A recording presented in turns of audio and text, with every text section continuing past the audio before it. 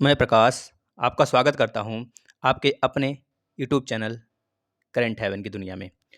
दोस्तों आज है 11 मई 2021 से जितने भी इंपॉर्टेंट क्वेश्चन बने हैं करंट अफेयर के उसके साथ फैक्ट और स्टैटिक जीके आपको कंप्लीट कराया जाएगा हर एक टॉपिक का दोस्तों। और लास्ट में दो ऐसे टॉपिक लिए जाते हैं रोज जो आपके सारे एग्जाम्स के लिए महत्वपूर्ण होता है, उस पर डिस्कस करेंगे, तो आप लास्ट तक बने रहिएगा दोस्तों। आप लोग के सारे एग्जाम्स के लिए, चाहे आप जिस लेवल के एग्जाम की प्रिपरेशन करते हो, सबके लिए इंपॉर्टेंट होगा। आपका काम है सिर्फ लाइक, शेयर, सब्सक्राइब, अगर नहीं किए तो सब्सक्राइब कर लीजिए। अपने दोस्तों को शेयर करिए दोस्तों, जिनसे उनको कुछ लाभ मिल सके दोस्तों। बेल आइकन पे जरूर क्लिक करिएगा। चलिए, आज का पहला क्वेश्चन, हाल ही में असम के नए मुख्यमंत्री किसे बनाया गया? दोस्तों आपको पता है असम के जो पुराने मुख्यमंत्री थे वह कौन थे? सर्बानंद सोनोवाल थे, है ना। लेकिन अभी हाल ही में 5 विधानसभा में चुनाव हुआ है जिसमें से एक असम भी था। तो असम के जो नए मुख्यमंत्री बने हैं, सीएम बने हैं, उनका नाम है हिमंत बिस्वा शर्मा। यह मीनिंग सही है, शर्मा में आप ऐसे नहीं लिखेंगे, ठीक है। शर्मा में आप ऐसे नहीं लिखेंगे, इनका यही शर्मा है, ठीक है, यही नाम है। तो हिमंत बिस्वा शर्मा दोस्तों, हिमंत बिस्वा शर्मा को 8 मई 2021 को असम के 15वें मुख्यमंत्री के रूप में नामित किया गया। यानी कि अभी तक असम में 15 मुख्यमंत्री बन चुके हैं। इससे पहले सर्बानंद सोनोवाल थे दोस्तों, वह 10 मई 2021 से कार्यभार संभालेंगे। याद रखेंगे मित्रों, जो आपके अ, हेमंत बिस्वा शर्मा है वह 10 मई 2021 से कार्यभार संभालेंगे दोस्तों, याद रखेंगे। दोस्तों भाजपा पार्टी ने राज्य में 2021 विधानसभा चुनाव में लगातार दूसरा कार्यकाल इनका जीता गया है। यह चीज याद रखेंगे, मतलब कि यहाँ पर असम में दूसरा कार्यकाल इनका, लगातार दूसरा कार्यकाल जीता है भाजपा ने दोस्तों, याद रखेंगे। पार्टी में जो यह यहाँ की विधानसभा सीट है दोस्तों 126 है। 126 में से जो पार्टी ने यानी कि बीजेपी ने 60 सीटें अपना कवर किया है। यहाँ पे दोस्तों श्री शर्मा 6 साल पहले 2015 की अगर बात करें तो ये कांग्रेस के नेता थे, लेकिन बाद में यानी कि कह लीजिए 6 साल उपरांत यानी 6 साल पहले ही ये बीजेपी में शामिल हो चुके थे। ये चीज़ याद रखेंगे दोस्तों। अगर यहाँ पे असम की बात हुआ है तो असम का कैपिटल दिसपुर, गवर्नर जगदीश मुखी और सीएम यहाँ पे तो हेमंत विश्वा शर्मा ही बन गए हैं दोस्तों। पीएम मोदी महाबाहु ब्रह्मपुत्र पहल यहीं पे शुरू हुआ है। पर्यटन संजीवनी योजना और अरुणोदय नमक योजना यहीं पे ये स्टार्ट हुआ है। धनवंतरी योजना, भारत का एकमात्र गोल्डन बाघ भी यहीं पे देखा गया है। ब्रह्मपुत्र मुकुटा क्रूज यहाँ पे शुरू किया गया है दोस्तों।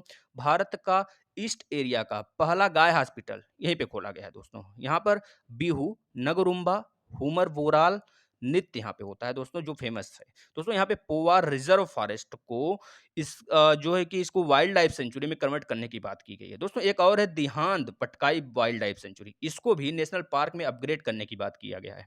काजीरंगा नेशनल पार्क, एक सिंग वाला गैंडा यहीं पर स्थित है दोस्तों, याद रखेंगे दोस्तों, काजीरंगा में पाया जाता है। यहाँ पर दोस्तों लोकसभा की सीट 14 है, विधानसभा की सीट 126 है और राज्यसभा की सीट 7 है। इतनी बातें आप यहाँ से याद रखेंगे। चलते हैं नेक्स्ट क्वेश्चन की तरफ। हाल ही में किसने अपनी पहली पुस्तक एलिफेंट इन द वोम्ब लिखी है दोस्तों? इसका राइट आंसर आप बता देंगे, किसने लिखी है दोस्तों एलिफेंट इन द बॉम्ब? तो बता देंगे, इसको लिखने वाली है दोस्तों कल्की कोचलिन। क्या नाम है दोस्तों? कल्की कोचलिन। कल्की कोचलिन ने दोस्तों अपनी पहली पुस्तक एलिफेंट इन द बॉम्ब का अनावरण किया है दोस्तों, याद रखेंगे दोस्तों, क्योंकि यह महत्वपूर्ण है दोस्तों, ठीक है। इसमें दोस्तों जो यह बॉलीवुड अभिनेत्री हैं कल्की कोचलिन, यह बॉलीवुड अभिनेत्री हैं, अपनी पहली पुस्तक एलिफेंट इन द बॉम्ब के साथ एक लेखक के रूप में शुरुआत कर रही हैं दोस्तों। यह पुस्तक जिसे अभी जारी किया जाना है मातृत्व पर, एक सचित्र नॉन फिक्शन पुस्तक है दोस्तों। यह वलेरिया पॉलिनचको द्वारा सचित्र है दोस्तों और पेंगुइन रैंडम हाउस इंडिया द्वारा प्रकाशित किया गया है। यह पुस्तक गर्भावस्था और माता गर्भवती माताओं और मातृत्व के बारे में सोचने वाली किसी भी महिला के लिए पालन पोषण के बारे में बताती है दोस्तों। इस पुस्तक में गर्भवती महिलाओं के बारे में बहुत सारे डिस्क्राइब किए गए हैं, ठीक है। नेक्स्ट क्वेश्चन, हाल ही में किसने लगातार 5वीं बार स्पेनिश ग्रैंड प्रिक्स जीता है दोस्तों? 5वीं बार लगातार किसने स्पेनिश ग्रैंड प्रिक्स जीता है दोस्तों? तो बता देंगे वही महारथी जो कि मर्सिडीज के दोस्तों, मर्सिडीज यानी कि ग्रेट ब्रिटेन के जो कि खिलाड़ी हैं, मर्सिडीज के ड्राइवर हैं दोस्तों, उनका नाम है लुइस हैमिल्टन। इन्होंने जीत हासिल की है दोस्तों। इन्होंने किसको हराया दोस्तों, तो बता देंगे 2021 स्पेनिश ग्रैंड प्रिक्स में इन्होंने दोस्तों मैक्स वर्स्टेपेन जो रेड वुड यानी कि रेड बुल रेसिंग ड्राइवर हैं नीदरलैंड के दोस्तों, याद रखेंगे फार्मूला 1 के ये लोग ड्राइवर हैं दोस्तों।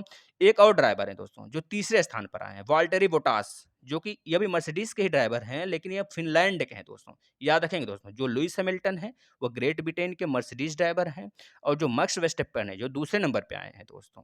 दोस्तों ये तीसरा सीजन था, इस सीजन की तीसरी जीत है इनकी, ये चीज याद रखेंगे। लुइस हैमिल्टन की जो जीत हुई है स्पेनिश ग्रैंड प्रिक्स इस सीजन की तीसरी जीत है। और जो मैक्स वर्स्टेपेन है दोस्तों यह रेड बुल रेसिंग के ड्राइवर हैं लेकिन यह नीदरलैंड के हैं। वॉल्टेरी बोटास मर्सिडीज ड्राइवर है दोस्तों, यह भी फिनलैंड के हैं। ये चीज याद रखेंगे दोस्तों जो आपके एग्जाम में पूछा जा सकता है दोस्तों। चलते हैं नेक्स्ट क्वेश्चन की तरफ। हाल ही में प्रसिद्ध मूर्तिकार और राज्यसभा सांसद रघुनाथ मोहपात्रा का निधन हो गया। ये किस राज्य से बिलोंग करते हैं, यानी किस राज्य के ये थे दोस्तों। तो सबसे पहले आपको यही याद रख लेना है, जो राज्यसभा सांसद रघुनाथ मोहपात्र हैं ये मूर्तिकार हैं दोस्तों, ये प्रसिद्ध मूर्तिकार थे। ये चीज याद रखेंगे। ये किस राज्य से बिलोंग करते हैं दोस्तों, तो ये आपको बताना है इस क्वेश्चन में, तो बता देंगे ओडिशा राज्य से। ये हमारे उड़ीसा राज्य से बिलोंग करते हैं दोस्तों। प्रतिष्ठित मूर्तिकार, वास्तुकार और राज्यसभा सदस्य रघुनाथ मोहपात्रा का कोविड-19 के इलाज के दौरान निधन हो गया। उड़ीसा के प्रसिद्ध मोहपात्रा को कला, वास्तुकला और संस्कृत के क्षेत्र में उनके अग्रणी योगदान के लिए 1975 में पद्मश्री और 2001 में पद्म भूषण और 2013 में पद्म विभूषण से सम्मानित किया गया है दोस्तों। जो हमारे पहला दोस्तों भारत का सर्वोच्च पुरस्कार है, भारत रत्न के बाद जो पद्म विभूषण, पद्म भूषण और पद्मश्री तीनों से इनको नवाजा जा चुका है दोस्तों। ये उड़ीसा के हैं, तो उड़ीसा के बारे में बात कर लेते हैं। उड़ीसा का कैपिटल भुवनेश्वर, यहाँ के सीएम नवीन पटनायक जिनको पेटा अवार्ड भी दिया गया है दोस्तों। यहाँ के गवर्नर दोस्तों गणेशी लाल दोस्तों। यहीं पर दोस्तों व्हीलर द्वीप है, व्हीलर द्वीप का नाम बदलकर एपीजे अब्दुल कलाम द्वीप में चेंज कर दिया गया था। उड़ीसा उत्कल दिवस के रूप में मनाता है दोस्तों 1 अप्रैल को। उड़ीसा का पूर्व नाम कलिंग था दोस्तों, कलिंग था, याद रखेंगे। मिशन 0F यहाँ पे शुरू हुआ था। सुमंगल पोर्टल लॉन्च किया गया था यहाँ पे। गरिमा नामक नई पहल शुरू हुई थी दोस्तों यहाँ पे। Satkosia tiger reserve, Simlipal national park, Gahirmatha wildlife sanctuary, Chilika lake, Bharat का जो सबसे बड़ी खारे पानी की झील है वो यहीं पे स्थित है। स्वच्छ बिंदु सागर पहल यहीं पे शुरू हुआ था दोस्तों। रसिया कोलिया गोल्डन ब्रिज यहाँ पे बनाया जा रहा था दोस्तों, याद रखेंगे। सोनावेडा, कोटागढ़, नवलंबन, वैसीपल्ली वाइल्ड लाइफ सेंचुरी यहाँ पे स्थित है। परिश्रम पोर्टल यहाँ पे लॉन्च किया गया दोस्तों, याद रखेंगे। दोस्तों यहाँ पर भारत का सबसे बड़ा हॉकी स्टेडियम बनाया जा रहा है दोस्तों, याद रखेंगे। लिंगराज कोणार्क जगन्नाथ टेम्पल यहाँ पे स्थित है दोस्तों। दोस्तों यहीं पे ब्लैक ब्लैक पगोड़ा नाम का जो कोणार्क टेम्पल है उसे ब्लैक पगोड़ा के नाम से जानते हैं, याद रखेंगे, यहीं पर स्थित है। शिक्षा समाधान ऐप लॉन्च किया गया था दोस्तों यहाँ पे। 2 गाँव को जो सुनामी डिक्लेयर किया गया था उनका नाम है दोस्तों वेंकट रायपुर न्यूक्लियर साई, यहीं पर स्थित है। नंदन कानन चिड़ियाघर यहाँ पे स्थित है दोस्तों, ये चीज याद रखेंगे दोस्तों। यहाँ पे लोकसभा की सीट 20, राज्यसभा की सीट 10 और विधानसभा की सीट 147 है दोस्तों। जो इसकी स्थापना हुई थी उड़ीसा के 18 अप्रैल 1936 को हुआ था दोस्तों, याद रखेंगे मित्रों इतनी बातें यहाँ से। चलते हैं नेक्स्ट क्वेश्चन की तरफ। हाल ही में 2021 लॉरियस वर्ल्ड स्पोर्ट्स अवार्ड में किसने शीर्ष खिताब जीता है दोस्तों, तो यह बताना है दोस्तों। वीमेन की अगर बात करें तब भी वो शीर्ष पे हैं। अगर पूरे लॉरियस वर्ल्ड स्पोर्ट्स की बात करें वीमेन और वुमेन में, यानी कि वीमेन और मैन में, सब में अगर दोनों को मिला के देखा जाए तब भी वो शीर्ष पे हैं। और वीमेन में तो शीर्ष पे हैं ही, यानी कि उनका नाम है नाओमी ओसाका। दोस्तों सबको पता है नाओमी ओसाका जापान से बिलोंग करती हैं। दोस्तों जो मैन में शीर्ष स्थान पर आए हैं वो राफेल नडाल हैं। आपको पता है राफेल नडाल के बारे में दोस्तों। राफेल नडाल यह मैन में शीर्ष स्थान पर आए हैं दोस्तों। और अगर वीमेन की बात करें तो कौन है दोस्तों, वीमेन में अगर बात करें तो कौन है, बता देंगे नाओमी ओसाका दोस्तों। इतनी बातें आप यहाँ से याद रखेंगे। अगर पूरे सबका शीर्ष स्थान देख लें तब भी यही शीर्ष पर है Naomi Osaka. Naomi Osaka Japan की हैं, सबको पता है दोस्तों। 2021 लॉरियस वर्ल्ड स्पोर्ट्स अवार्ड में जापान के वर्ल्ड नंबर 2 टेनिस खिलाड़ी नाओमी ओसाका को sports women of the year नामित किया गया है दोस्तों। यह ओसाका का दूसरा लॉरियस स्पोर्ट अवार्ड है। 2019 में उन्होंने breakthrough of the year पुरस्कार जीता था दोस्तों। अगर बात करें यहाँ पर दोस्तों, हम लोग बात करें राफेल नडाल का, तो राफेल नडाल कहाँ के हैं आपको पता है, स्पेन के हैं दोस्तों, है ना, स्पेन के हैं। टेनिस के माने जाने प्लेयर हैं दोस्तों, आपको पता होगा। दोस्तों इसमें बहुत सारे अवार्ड हैं, जैसे कि team of the year award Bayern Munich को दिया गया है, जो तीसरे नंबर पे यहाँ पे लिखे गए हैं दोस्तों। अगर बात करें breakthrough of the year award Patrick Mahomes को दिया गया दोस्तों। इस पे सेपरेट वीडियो हम बनाएंगे, आप लोग जरूर देखिएगा। नेक्स्ट क्वेश्चन की बात कर लेते हैं। हाल ही में मैड्रिड ओपन महिला एकल का खिताब किसने जीता है दोस्तों। मैड्रिड ओपन महिला का खिताब किसने जीता है, आपको यह बताना है दोस्तों। बता देंगे। छठवें का जो राइट आंसर हो जाने वाला है एरिना स्वेलेंका। क्या नाम है दोस्तों? एरिना स्वेलेंका। आप यहाँ से ये चीज़ याद रखेंगे बस। दोस्तों यहाँ पे जो इन्होंने जीत हासिल की है दोस्तों, उसका नाम है टेनिस में WTA। WTA। अच्छा, WTA का फुल फॉर्म क्या होगा तो बता देंगे, वीमेंस टेनिस एसोसिएशन दोस्तों। इसमें इन्होंने 2021 का मैड्रिड ओपन महिला एकल खिताब जीता है दोस्तों। ये चीज़ याद रखेंगे दोस्तों। इनके इनके करियर का 10वां WTA ये खिताब होगा दोस्तों। इस सीजन का दूसरा WTA खिताब होगा और इनके करियर का 10वां। ये चीज़ याद रखेंगे मित्रों। चलते हैं नेक्स्ट क्वेश्चन की तरफ।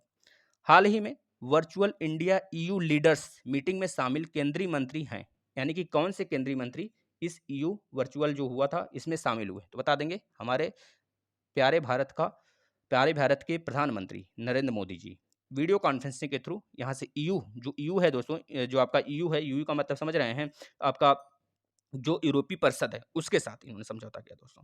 इसमें बहुत सारी बातें हुई है दोस्तों। पहले ये जान लेते हैं, प्रधानमंत्री नरेंद्र मोदी ने संकर प्रारूप में आयोजित भारत यूरोपीय संघ के नेताओं की बैठक में भाग लिया। भारत यूरोपीय संघ के नेताओं की बैठक का आयोजन पुर्तगाल द्वारा किया जाता है। वर्तमान में पुर्तगाल समूह का अध्यक्ष यूरोपीय परिषद के अध्यक्ष श्री चार्ल्स मिशेल के नियंत्रण पर PM मोदी इस कार्यक्रम में शामिल हुए दोस्तों। इतनी बातें आप यहाँ से याद रखेंगे मित्रों। अगर हम बात करें दोस्तों इस बैठक में क्या प्रमुख बातें हमारे PM वहाँ पे बोले हैं, तो आप ये बता देंगे। उन्होंने लोकतांत्रिक मौलिक स्वतंत्रता, कानून के शासन और बहुपक्षवाद के लिए एक साझा प्रतिबद्धता के आधार पर भारत यूरोपीय संघ रणनीतिक साझेदारी पर बात की है दोस्तों। और उन्होंने यह भी बात किया है मुक्त व्यापार तथा निवेश के समझौतों के बारे में भी बात किया गया है दोस्तों। इस दोस्तों इस जो आपका यह मीटिंग था इसमें 3 बातें मुख्य थी। विदेश नीति और सुरक्षा के बारे में बात, कोविड-19, जलवायु और पर्यावरण के बारे में, और तथा व्यापार, कनेक्टिविटी और प्रौद्योगिकी के बारे में दोस्तों। दोस्तों अगर ये बात हुआ यहाँ पे यूरोपीय परिषद का, तो यूरोपीय परिषद की जो स्थापना हुई थी 9 दिसंबर 1974 को हुआ था। 1974 को हुआ था। इसका मुख्यालय ब्रुसेल्स में है। ब्रुसेल्स में है। ब्रुसेल्स में दोस्तों। ब्रुसेल्स में आपके नाटो का भी हेडक्वार्टर है दोस्तों, याद रखेंगे। यूरोपीय संघ की स्थापना जो हुई थी दोस्तों, यूरोपीय परिषद की स्थापना 1974 में हुआ था, लेकिन यूरोपीय संघ की स्थापना जो हुई थी वह 1993 में हुआ था। ये चीज़ याद रखेंगे मित्रों, है ना? चलते हैं नेक्स्ट क्वेश्चन की तरफ। हाल ही में पैस्को EU ने पहली बार किस देश की भागीदारी को मंजूरी दी है दोस्तों? हम आपको बताने वाले हैं पैस्को के बारे में दोस्तों, सब कुछ बताएँगे पैस्को के बारे में, ये क्या है? दोस्तों यह जो है, जो पैस्को है दोस्तों, इन्होंने नॉर्वे, कनाडा और अमेरिका यानी कि तीनों कंट्री को इस बार मंजूरी दी, यानी कि यह सभी इसका राइट आंसर हो जाने वाला है। पहले तो आप ये याद कर लेंगे। तो पैस्को का फुल फॉर्म जो होता है परमानेंट स्ट्रक्चर कॉर्पोरेशन होता है दोस्तों। अच्छा, पैस्को क्या है तो बता देंगे, ये यूरोपियन संघ की सुरक्षा और रक्षा नीति का एक हिस्सा है। इसे 2009 में लिस्बन की संधि द्वारा शुरू की गई यूरोपीय संघ की एक संधि है दोस्तों। पैस्को और नाटो में एक थोड़ा-सा संबंध है दोस्तों, क्योंकि इन दोनों में जो 5 सदस्य हैं, इसमें बिलॉन्ग करते हैं। नाटो का मतलब नॉर्थ अटलांटिक ट्रीटी ऑर्गेनाइजेशन, हमने बताया है आपको। नाटो के बारे में आप जितना जानते हैं लिखिए दोस्तों। तो पैस्को में जो तटस्थ देश हैं, मतलब कि जो इसमें परमानेंट सदस्य हैं, उसका नाम क्या है? तो बता देंगे ऑस्ट्रेलिया, आयरलैंड, फिनलैंड, स्वीडन। आपसे पूछा जा सकता है दोस्तों, इतनी बातें आप याद रखेंगे। चलते हैं नेक्स्ट क्वेश्चन की तरफ। हाल ही में किसने अपना दूसरा मैड्रिड खिताब जीता है दोस्तों? तो बता देंगे इसका राइट आंसर क्या हो जाने वाला है? अलेक्जेंडर जेवेरेव। अलेक्जेंडर जेवेरेव दोस्तों। किसको हरा के जीते हैं? तो बता देंगे मैटेवो बैरेटिनी के दोस्तों। ये 2018 में थीम को हरा के भी एक खिताब अपना ये जीते थे, पहला खिताब। दूसरा खिताब इन्होंने दोस्तों मैटेओ बैरेटिनी को हराकर 2021 में जीत किया है दोस्तों। आज पुरस्कार से संबंधित काफ़ी क्वेश्चन थे दोस्तों, आप ज़रूर से ज़रूर इसको नोट करिएगा दोस्तों, ठीक है? आप लोग कमेंट बॉक्स में कमेंट ज़रूर करिएगा, आपको वीडियो कैसी लगती है दोस्तों। दोस्तों नीचे डिस्क्रिप्शन में आपको लिंक दिया गया है फेसबुक पेज का और टेलीग्राम लिंक, आप ज्वाइन हो जाइए। कल का जो क्वेश्चन था, हाल ही में विश्व थैलेसीमिया दिवस कब मनाया गया? तो बहुत सारे बच्चों ने सही आंसर दिया है। आपसे एक उम्मीद है कि आप ज़्यादा से ज़्यादा शेयर करें, जिससे कि आपके वह मित्र जुड़ सकें जो पढ़ना चाहते हैं दोस्तों। क्वेश्चन ऑफ द डे, हाल ही में RBI ने किस बैंक को RBI अधिनियम की दूसरी अनुसूची से बाहर कर दिया है? आप तो आंसर बताएंगे ही इसका, और RBI के बारे में जितना हम आपको बताए हैं सब कुछ आप लिखेंगे दोस्तों। चलिए, आज का जो इंपॉर्टेंट टॉपिक है, हम डिस्कस करने वाले अंतर्राष्ट्रीय सीमा रेखाएं और मानचित्र की कुछ सीमा रेखाएं हैं, दोनों के बारे में। दोस्तों जो अंतर्राष्ट्रीय सीमाएं हैं, जैसे कि मैकमोहन रेखा है, मैकमोहन रेखा भारत और चीन के साथ कनेक्टिविटी बढ़ाती है। रेड क्लिफ रेखा है भारत और पाकिस्तान के साथ। हिंडनबर्ग रेखा है जर्मनी और फिनलैंड के साथ। 38वीं पैरेलल लाइन है दोस्तों, उत्तरी कोरिया दक्षिणी कोरिया के संबंध में आ जाता है। मैगी नॉट रेखा है दोस्तों, जर्मनी और फ्रांस को कनेक्ट करता है। 49वीं पैरेलल लाइन है दोस्तों, USA और कनाडा को जोड़ता है। मैन रहीम रेखा है, रूस और फिनलैंड को जोड़ता है। ड्यूरेंट रेखा है, पाकिस्तान और अफगानिस्तान को जोड़ता है दोस्तों। अगर बात करें मानचित्र की रेखाएँ, जो दूसरा टॉपिक है इसमें, समलवड़ रेखाएँ आपने सुना होगा। समलवड़ रेखाएँ वो रेखाएँ होती हैं जो महासागरीय के उन स्थानों को मिलाती हैं जहाँ पर समान लवणता होती है। समदाब रेखाएँ होती हैं, यानी कि आइसोबार्स, यह दो दोस्तों समान वायु दाब वाले स्थानों को जोड़ती हैं। समगहराई रेखा, ऐसी रेखा जो कि समान गहराई वाले स्थान को जोड़ती हैं। समुच्च रेखा यानी कि आइसोहेप्स लाइन्स, समान ऊंचाई वाले स्थान को जोड़ती हैं। समान वर्षा दर्शक रेखा यानी कि आइसोहाइट्स, जो समान वर्षा वाले स्थान को जोड़ती हैं। सम्मान रेखा यानी कि आइसोफ्लेथ, यह क्या करती हैं दोस्तों, मानचित्र पे उन रेखाओं को जोड़ती हैं, मिलाती हैं जो कि निश्चित तत्व का मान बराबर रखती हैं। समधूप रेखा यानी कि आइसोहेल, यानी कि वह रेखा है जहां पर धूप समान होता है। समताप रेखा है जहां पर तापमान बराबर होता है दोस्तों। इतनी बातें आप यहाँ से याद रखेंगे दोस्तों। आपसे रिक्वेस्ट है कि आप ही इस फैमिली को बड़ा कर सकते हैं दोस्तों। ज़्यादा से ज़्यादा शेयर करिए, व्हाट्सएप पे, फेसबुक पे, हर जगह जिस भी सोशल मीडिया से आप जुड़े हैं दोस्तों, हर जगह शेयर करिए। आप लोग से एक रिक्वेस्ट है, हम्बल रिक्वेस्ट है दोस्तों, तो आप लोग जरूर से जरूर शेयर करिए। और फेसबुक पेज का लिंक, व्हाट्सएप का लिंक नीचे डिस्क्रिप्शन में दिया गया, आप जुड़ जाइए। धन्यवाद मित्रों।